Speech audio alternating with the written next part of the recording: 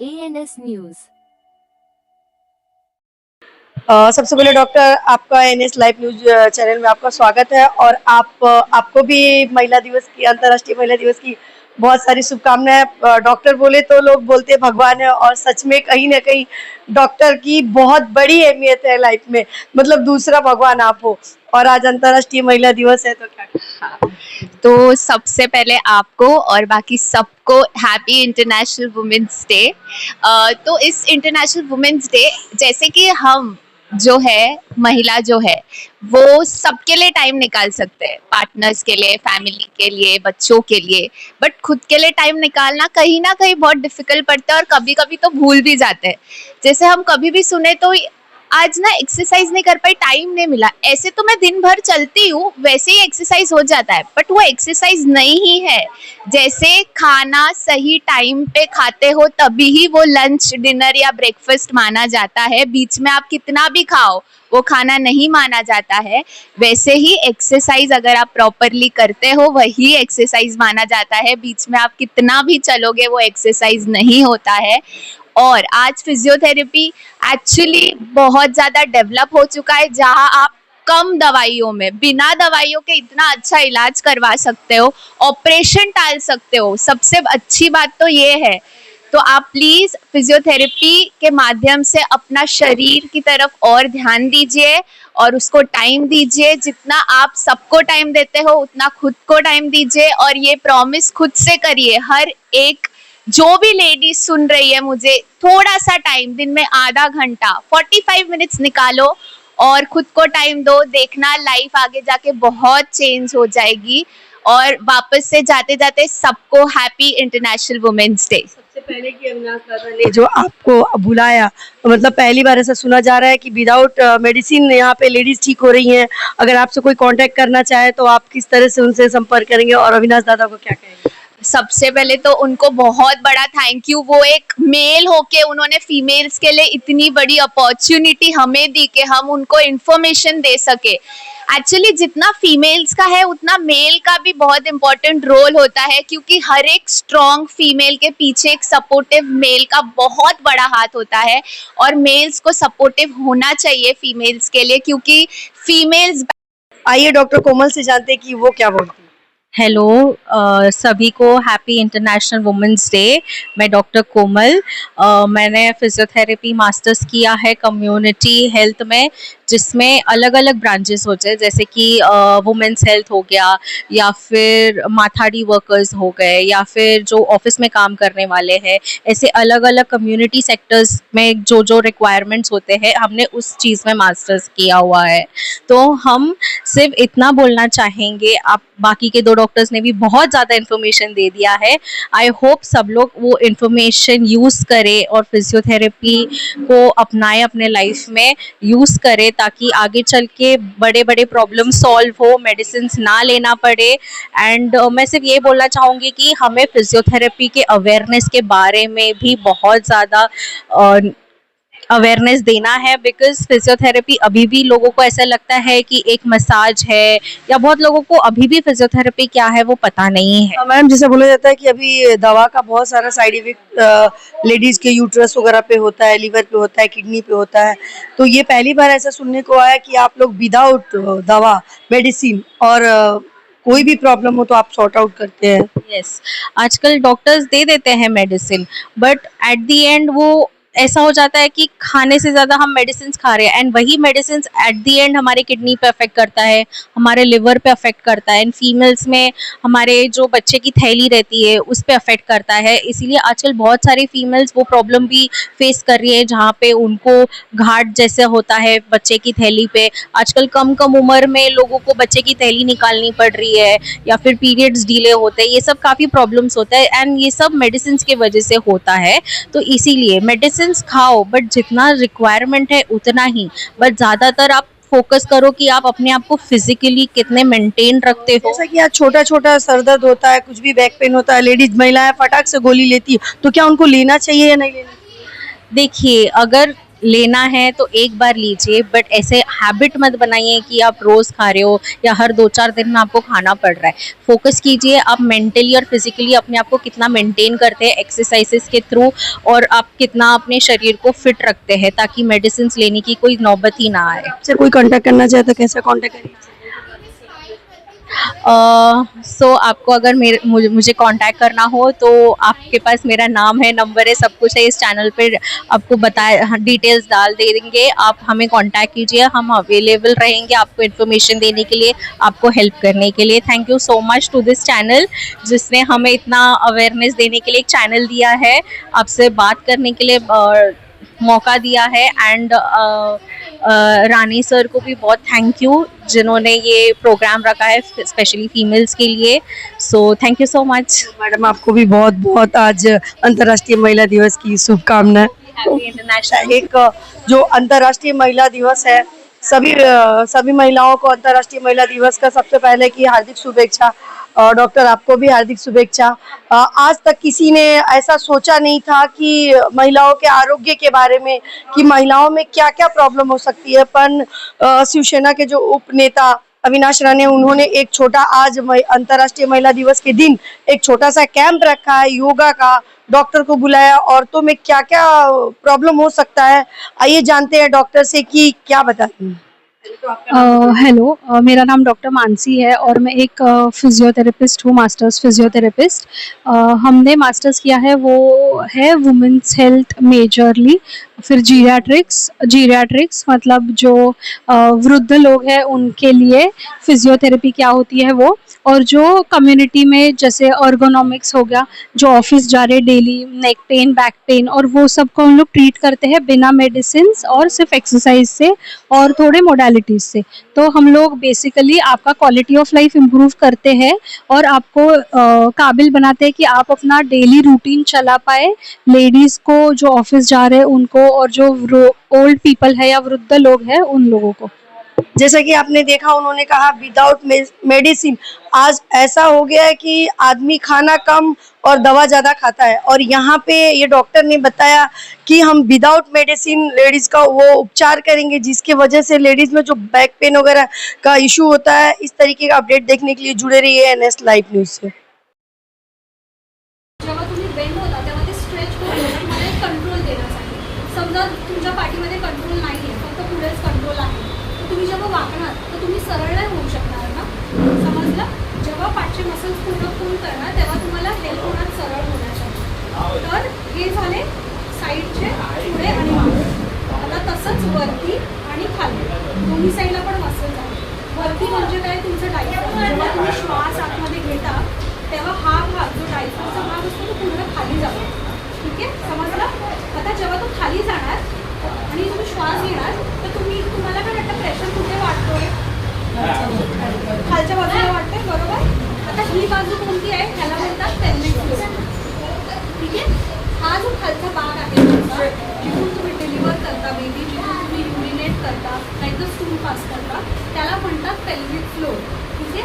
तिथे बऱ्यापैकी मसल्स असतात जे वेगवेगळी अलाइनमेंटमध्ये प्लेस झालेले असतात, ठीक आहे? ते तुम्हाला नॉर्मल तुमचं जे फंक्शन आहे, जसं युरिन पास करायचं, स्टूल पास करायचं, बेबीला डिलिव्हर करायचं, ह्या सगळ्या गोष्टींमध्ये त्या मदत करतात तुम्हाला, पेल्विक फ्लोर मसल्स त्याला म्हणतात पेल्विक फ्लोर।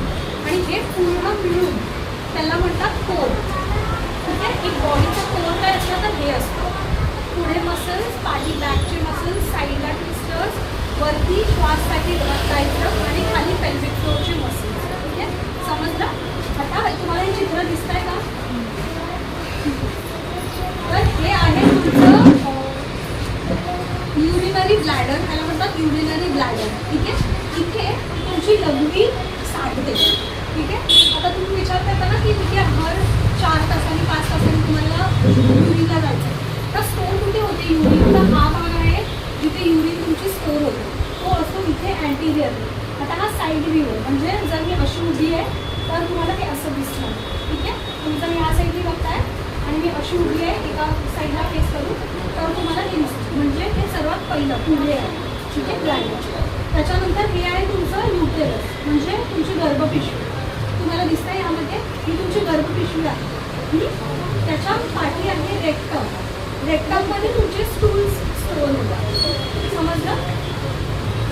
आता तुम्ही जर हे बघाल पिक्चर व्यवस्थित तर तुम्हाला समजेल तुमची गर्भपिशवी डायरेक्ट सरळ नाही आहे. ठीक आहे. इथून तुम्ही युरिन पास करता, इथून तुम्ही रेग्युलर डिलिव्हर करता, इथून तुम्ही स्टूल पास करता. ठीक आहे. ही गर्भपिशवी जर तुम्ही बघितली तर ती सरळ नाही अशी, जसं ब्लॅडर कसं सरळ आहे, ही एका अँगलवर आहे वरती जाऊन. ठीक आहे. तर जे पण प्रेग्नंट राहिलेले फिमेल्स आहेत त्यांना हे माहिती असेल की प्रेग्नन्सीच्या शेवटच्या आठवड्यामध्ये तुम्हाला युरिन सारखी पास करायचं अर्ज येतो की एक तासाने परत मला युरिनला जायचं. का? काय की हा बेबी पूर्ण इथे ग्रो झालेला आहे आणि तो प्रेशर देणार तुमच्या ब्लॅडरवर. समजलं? जेव्हा तो ब्लॅडरवर प्रेशर देणार तेव्हा हा जो स्टोरेज एरिया आहे, समजा हे तुमचा ब्लॅडर आहे. ठीक आहे. हा तुमचा पूर्ण ब्लॅडर. ठीक आहे. बेबीने वरून प्रेशर दिलाय, मोठा होत गेलाय तो, त्याच्यावर पूर्ण प्रेशर येणार तर तो पूर्ण नाही भरणार ब्लॅडर.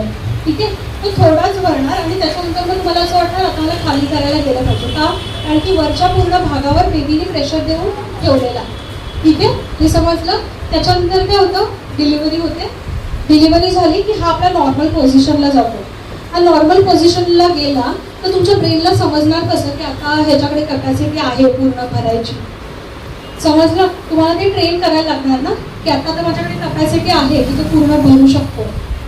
म्हणून ते ट्रेनिंग करण्यासाठी एक इम्पॉर्टंट असतं की तुम्ही प्रॉपर एक्सरसाइज, रिलॅक्सेशन टेक्निक्स केले पाहिजेत आणि सारखं वॉशरूमला जायचं नाही. त्या इनिशियल जे डेज आहेत त्याच्यामध्ये तुम्हाला ट्राय करायचं आहे की तुम्हाला कंट्रोल करायचं आहे युरिन एक 3 to 4 आवर्सच्या ड्युरेशनमध्ये. मग तुम्ही ट्राय करा.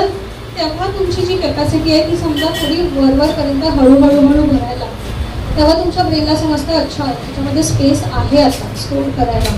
ठीक आहे. जरी हे जसं तुम्ही इनिशियली स्टोअर करत होता तुम्ही, पण समजा तुम्ही सारखं वॉशरूमला जात राहिला, तुमच्या ब्रेनला काय सिग्नल भेटणार की नाही मी इथपर्यंतच भरू शकतो. समजलं? मग तुम्हाला काय होणार की अच्छा मला का बाहेर जायचं आहे मार्केटला तर मी वॉशरूमला जाऊन येतो. तुम्ही जाऊन येता. त्याच्यानंतर तुम्ही मार्केटवरून आलात 1 तासाने परत वॉशरूमला जाता की नाही 1 तास झाला तर वॉशरूमला जायला पाहिजे. हे कसं समजलं तुम्हाला?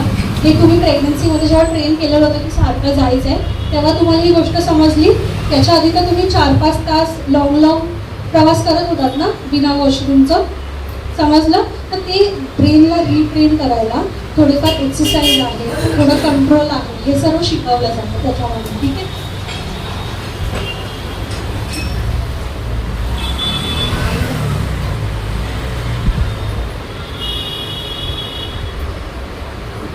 आता पेल्विक फ्लोर तुम्हाला समजलं की पेल्विक फ्लोरचे काय मसल ही बघा. पेल्विक फ्लोर या पिक्चरमध्ये तुम्हाला प्रॉपरली दिसेल.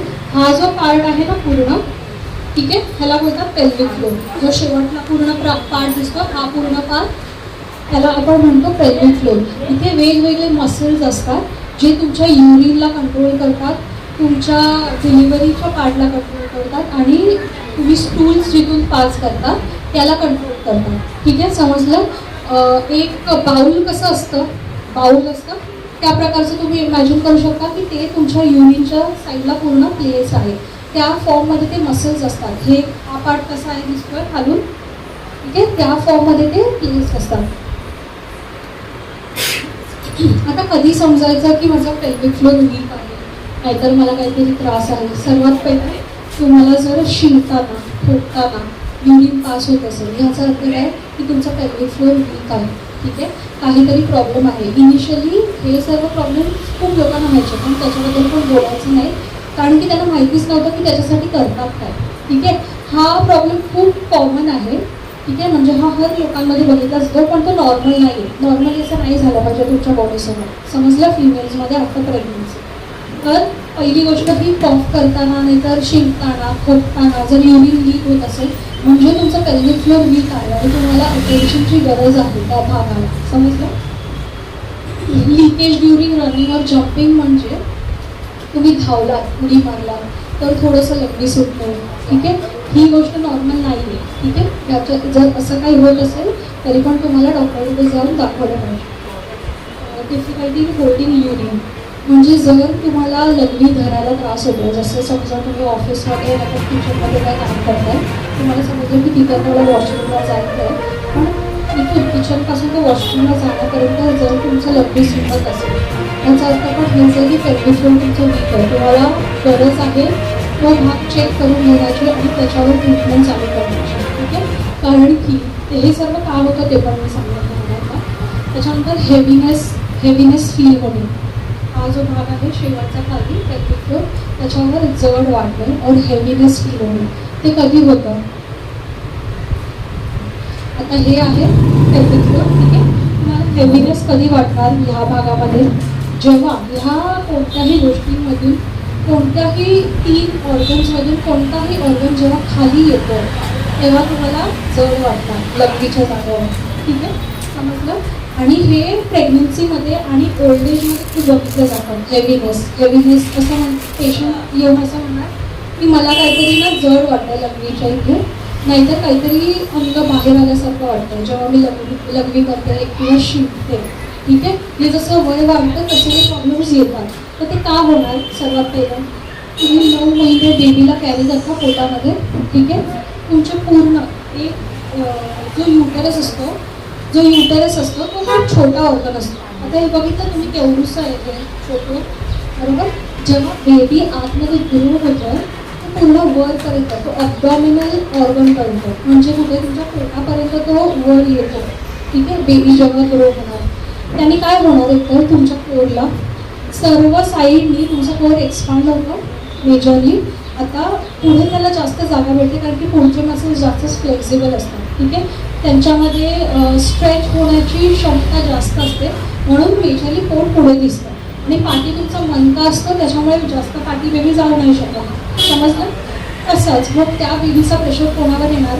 साईडच्या जे मसल्स आहेत त्यांच्यावर, पुढे जे मसल्स आहेत त्यांच्यावर, खाली जे मसल्स आहेत त्यांच्यावर, आणि वर डायफ्राम असतो ना, ब्रीदिंग जे आपण श्वास घेताना यूज करतो त्याच्यावर. ह्या सर्व गोष्टींवर त्याचा इफेक्ट पडणार जेव्हा बेबी ग्रो होणार. ठीक आहे, आता 9 महिने तुम्ही जेव्हा ते सर्व आतमध्ये ठेवलं आहे बेबीला, तर हे सर्व चीज स्ट्रेच होतं. स्ट्रेच म्हणजे ताणली जातात. एक रबर बँड आहे, त्याला तुम्ही खेचून ठेवलं 9 महिने, त्याच्यानंतर त्याला जर सोडलं तर तो त्याच्या नॉर्मल पोझिशनवर नाही येणार. ठीक आहे, समजा त्याचा 1 सेंटीमीटरचा डिस्टन्स होता पहिला, तुम्ही त्याला 5 सेंटीमीटरपर्यंत खेचून ठेवलं 9 महिने क्लिप लावून कुठे करून, आणि त्याच्यानंतर 9 महिन्यानंतर ते काढलं तर ते 9 महिन्यानंतर 1 सेंटीमीटरवर नाही येणार, बरोबर? ते सैल होणार बरोबर. नॉर्मल आपण हेअर काय वापरतो, थोड्या दिवसानंतर कालांतराने तो सैल होतो, आपण नवीन रबर बँड घेतो. समजलं? तर तो जेव्हा सैल होतो आहे जेव्हा तुम्ही बेबी डिलिव्हर केला आहे तेव्हा ते त्याच्या नॉर्मल पोझिशनला गेलं, पण आत्ता जो पूर्ण तो स्ट्रेच झाला होता त्याच्यानंतर तुम्ही त्याला स्ट्रेंथनिंग नाही केलं. स्ट्रेंथनिंग म्हणजे काय की ताकद आणण्यासाठी त्याला तुम्ही एक्सरसाइजच नाही केला, तर तो काय राहिला, तो जो 3 सेंटीमीटर झाला होता 5 पासून जो 3वर आला होता तो तेवढाच आहे. म्हणून शिंकताना तेवढा त्याच्यामध्ये कंट्रोल नसणार की तो तुमचं युरिन पकडून ठेवेल. समजलं? नाहीतर स्टूल पकडून ठेवेल. म्हणून मग तुम्हाला असं वाटतं की शिंकलोय मी तर प्रेशर वाढलं, तुमच्या कोरमध्ये प्रेशर वाढला तर कोण नाही घेऊ शकत. सर्वात खाली कोण आहे? तुमचा प्रेग्नन्सी. मग ते काय करणार? युरिन सोडणार, कुठेतरी ते ॲडजस्ट करणार प्रेशर त्याचं, तर ते तुमचं मग त्याच्यामध्ये दुसरी म्हणून की युरिन लिकेज होतं. फ्रिक्वेंटली बॅक पेन होणे प्रेग्नन्सीच्या नंतर, हे असं सर्व जरी होत असेल तरी तुम्ही एकदा फिजिओथेरपिस्टकडे जाऊन दाखवायला पाहिजे. ठीक आहे, सारखं युरिनेशनला अर्ज होणे की आता मी ऑफिसमध्ये बसली आहे, थंड वातावरणामध्ये बसली आहे, पण मला 15-15 मिनिटांनी सारखं वॉशरूमला जायला लागतं. ह्याचा अर्थ काय की तुमचं ब्लॅडर पूर्ण भरल्यानंतर सिग्नल नाही देतं तुमच्या ब्रेनला. जेव्हा ते थोडं पण भरतं आहे तेव्हा ते तुमच्या ब्रेनला सिग्नल देत आहे की तुम्ही वॉशरूमला पळा. ठीक आहे, जे की नॉर्मल नाही आहे.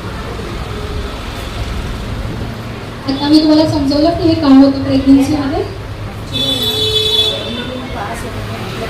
त्याला इंग्लिशमध्ये म्हणतो आम्ही क्लिनिकमध्ये जस्ट इन केस युरिन. ठीक आहे, जस्ट इन केस युरिन म्हणजे काय की आता मला बाहेर जायचं आहे तर मला माहिती नाही की मला किती वाजता युरिन येईल, पण त्याच्या आधी